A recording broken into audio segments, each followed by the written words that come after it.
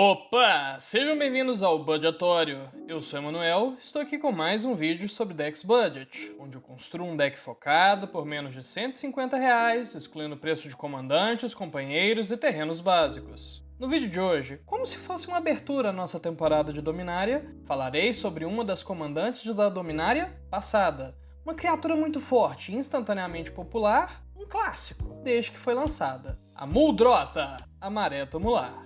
Sabe, antes de tudo, no entanto, eu gostaria de fazer um pequeno comentário, né? Quando eu comecei a jogar Commander no ano de 2018, né, até onde eu lembro, eu tive um deck de Rapatra, né? Pois foi o bloco de Amonkhet o meu favorito na época, né? Foi um dos primeiros que eu joguei. E já apaixonado pelo verde e pelo preto, eu montei essa amiga aqui como a minha segunda comandante assim que Dominária saiu. E eu joguei com ela, assim, se não me falha a memória, por 1 ou 2 anos. Então, se eu parecer animado, ou até mesmo se eu falar demais, é porque a bicha aqui mora no fundo do meu coração.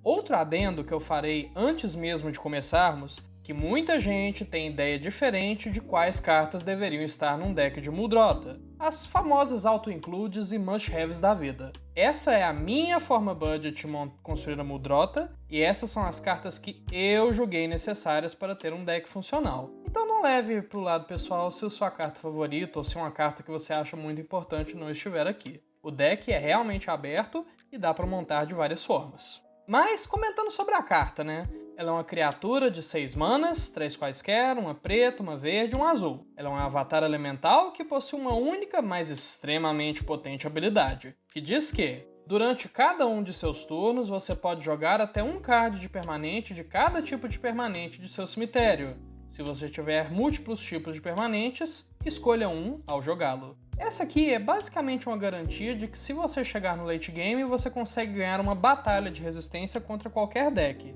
desde que ele não seja algum deck que produz recursos infinitos, tipo mana. A Muldrotha basicamente estende a sua mão para o seu cemitério, deixando com que você jogue uma criatura, um planinauta, um terreno, um artefato, um encantamento e até mesmo a mágica tribal dele a cada turno. No entanto, como estamos lidando aqui com uma lista budget, não espere nem planinautas nem mágicas tribais. Outra coisa importante de se saber é que tal habilidade vem com uma carga seríssima de complexidade no deck building, caso você queira uma lista otimizada, é claro. Uma Muldrotha bem montada procura o equilíbrio entre permanentes para garantir as suas jogadas ao longo do jogo, não tendo muito mais de um tipo de permanente do que outro. Para exemplificar o que eu tô falando, imagine como seria triste ter um cemitério cheio de criaturas, porém nenhum artefato ou encantamento para jogar. Você basicamente estaria limitando o número de mágicas que pode fazer todo turno. Logo tentamos equilibrar o número de criaturas, artefatos e encantamentos da nossa lista.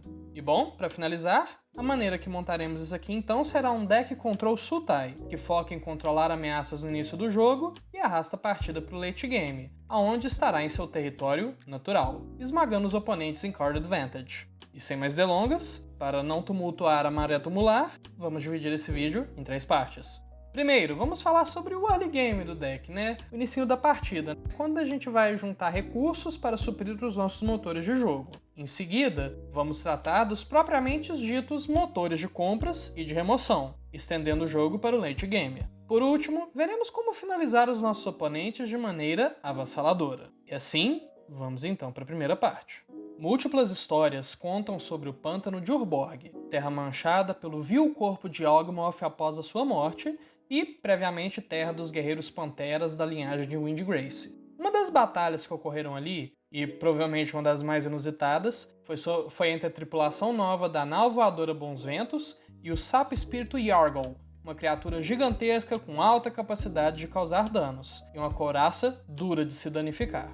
No meio da luta, a necromante Liliana Vez invoca os espíritos dos guerreiros Pantera enterrados em Urborg, para avançar sobre o seu comando contra a criatura gigante que estava devorando a embarcação. Porém, não importa como, ou nada que era feito, o espírito preto não cedia terreno. Nem o inferno de fogo da piromante Jaya, nem os raios lançados pela artífice Joira, ou sequer o exército de mortos-vivos pareciam abalar tal inimigo. Porém, no momento crucial, um dos integrantes menos capazes de combate da nau voadora faz um movimento que salvaria o dia de todos. Como que numa prece, Pede Limo, o sábio saprófita, chama através do mana qualquer um que poderia ajudar os seus amigos na peleja, e a natureza, resolvendo ajudar um irmão, responde à altura. A terra treme e as águas do pântano começam a se mover, e o processo de chamar o avatar de Urborg começa a acelerar, juntando uma quantidade de mana necessária para suprir a batalha longa que viria por aí e formar o corpo da criatura. Na curva 1, temos a bijuteria do viajante, que pode ser jogada, sacrificada para colocar um terreno no nosso deck na nossa mesa, e assim podemos turno após turno acumular mais e mais terrenos. Similarmente, Paisagem Infinita, Floresta Flagelada e Cervo Brunhido estão aqui cumprindo a mesma função.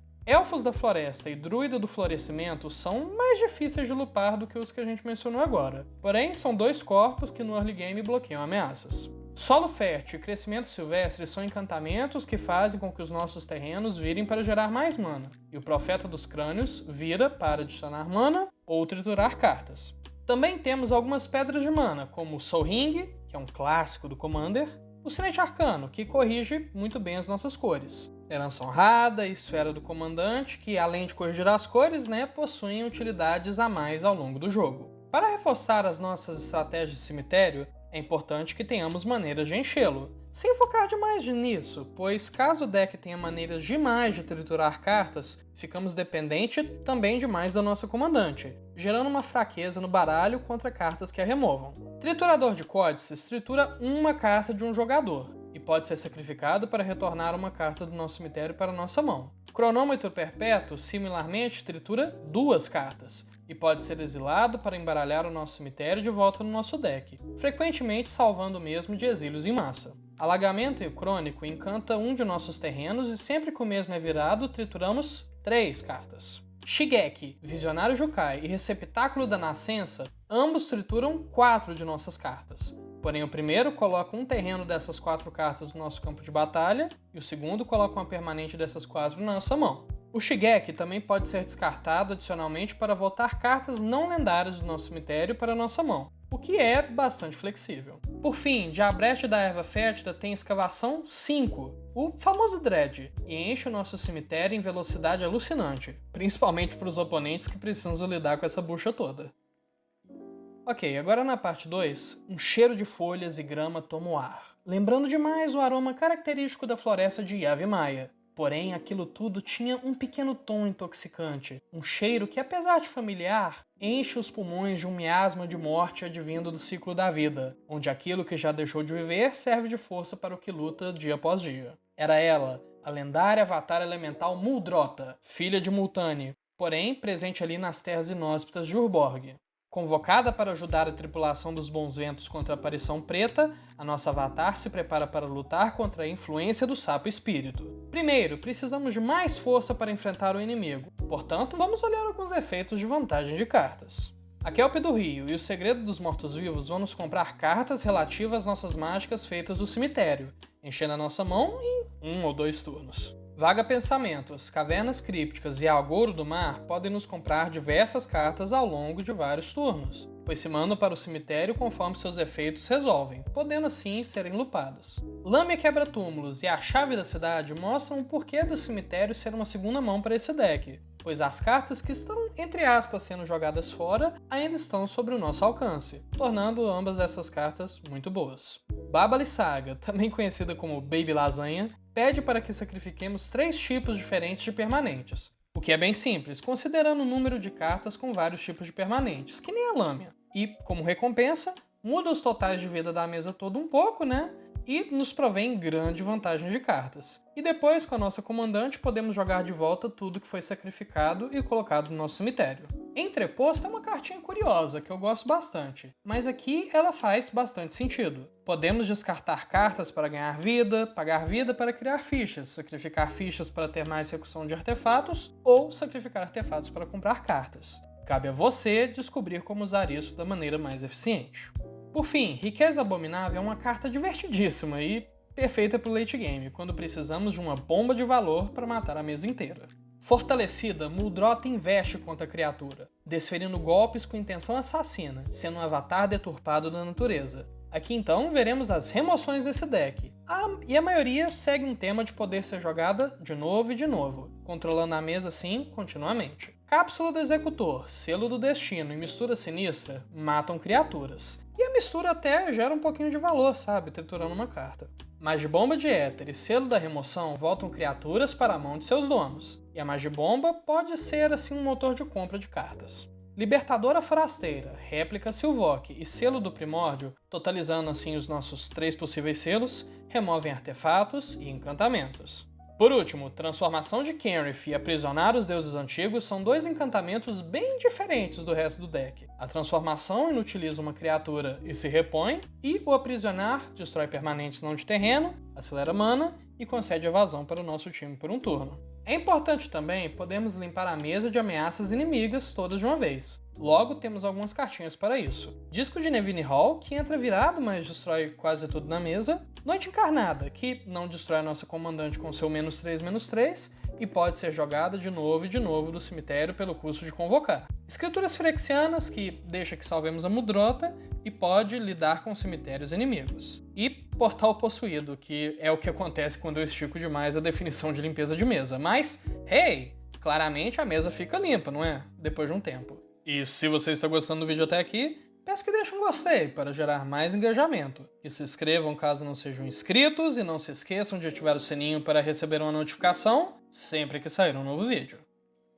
Agora, para a última parte do vídeo, a batalha esquenta e os esforços dos nossos heróis começam a virar o jogo. O Sapo Yargle é grande e forte, mas Muldrotha luta com uma fúria implacável como a própria natureza, visando eliminar o seu oponente e vencer o conflito. E aqui vamos discutir então como também vencer o jogo. Algo que muitas vezes é complicado para jogadores de Muldrotha. Por mais que gerar valor seja ótimo e divertido, se não conseguimos finalizar a partida de maneira eficiente, podemos alongar demais o jogo, o tornando pouco divertido, ou até mesmo, dando abertura para algum combo que vai nos destruir. Primeiro, precisamos proteger a nossa comandante dos golpes de nossos oponentes, pois tenha certeza de que uma Muldrotha na mesa é toda a desculpa que o oponente precisa para dar uma remoção. Proteção do Curador e Botas Pé Ligeiro concedem resistência à magia para a nossa comandante, e mais outros bônus. Carapaça e Lacaio True regeneram a Muldrotha, protegendo-a de uma série de efeitos. Fantasmorfia de Kaia e Cajado do Viajante permitem que a Muldrotha saia do campo de batalha, mas a retorna logo em seguida. Sireno Domador de Tempestades anula uma mágica que dê alvo nela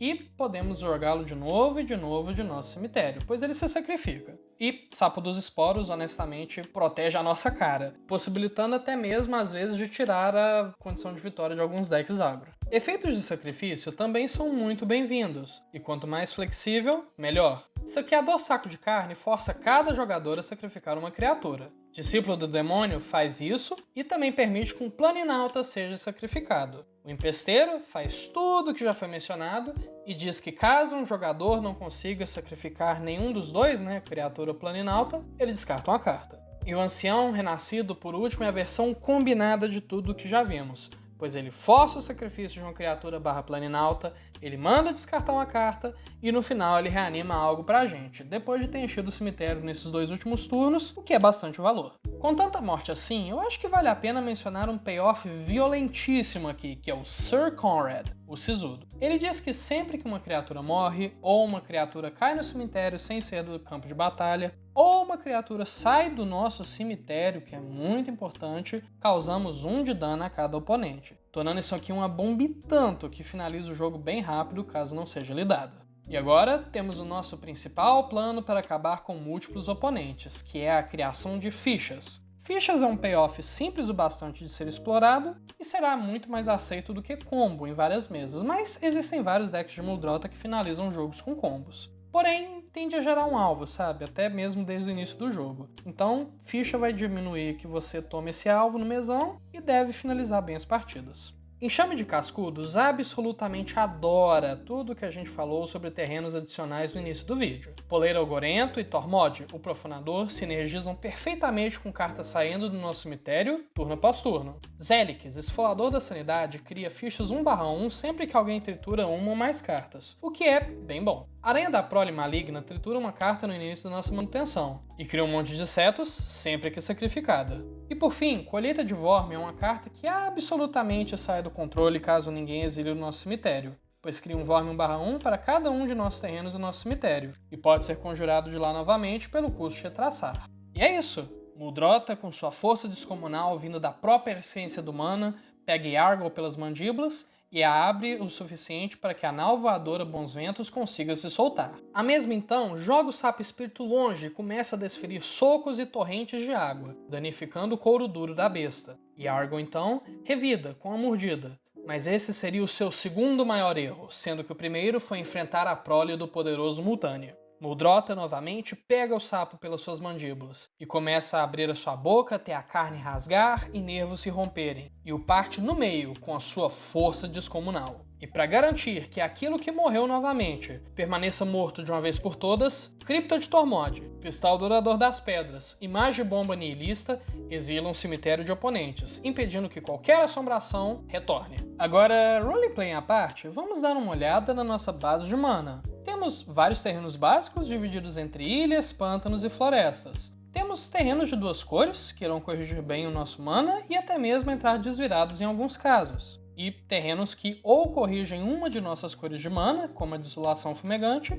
ou que provém todas as nossas cores de mana, como a Torre de Comando. Mas então, quanto que custa essa brincadeira, hein? Bom, no dia da edição desse vídeo, você encontra essa lista pelo preço que está na tela, no site da Liga Magic. Lembrando que esse valor está sujeito a mudar com o tempo, e também lembrando que você pode encontrar essa lista na descrição do vídeo, seja no site da Liga, no site Moxfield ou no site Commander Decks. E bom, por hoje é isso. Adoro de paixão essa comandante e espero que tenha conseguido passar alguns dos conhecimentos que eu obtive jogando com ela e também todo o meu amor. Caso você tenha uma visão totalmente diferente da minha a respeito de como uma Muldrota deve ser montada, tá tudo bem. Esse comandante não é nem um pouco linear e existe uma infinidade de maneiras de montá-la. E caso eu não tenha incluído uma carta que você consideraria essencial, primeiro se pergunte se ela é budget, né? E caso sim, simplesmente entenda que, igual eu disse, a Muldrota desafia o conceito de must-haves ou de auto-includes, né? Pois, para um deck de Muldrota ter todas as cartas que as pessoas consideram obrigatórias, nossa, não pode faltar. Tinha que ser um deck de, sei lá, umas 300 cartas no mínimo,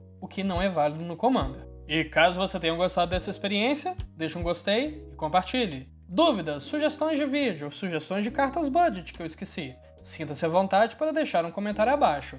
Eventualmente eu leio tudo e respondo a maioria também. Obrigado pela sua atenção e até lá, esse foi o Deck Tech da Muldrota, a Maré Tumular. Eu sou Emanuel e esse é o Budgetório. Até mais!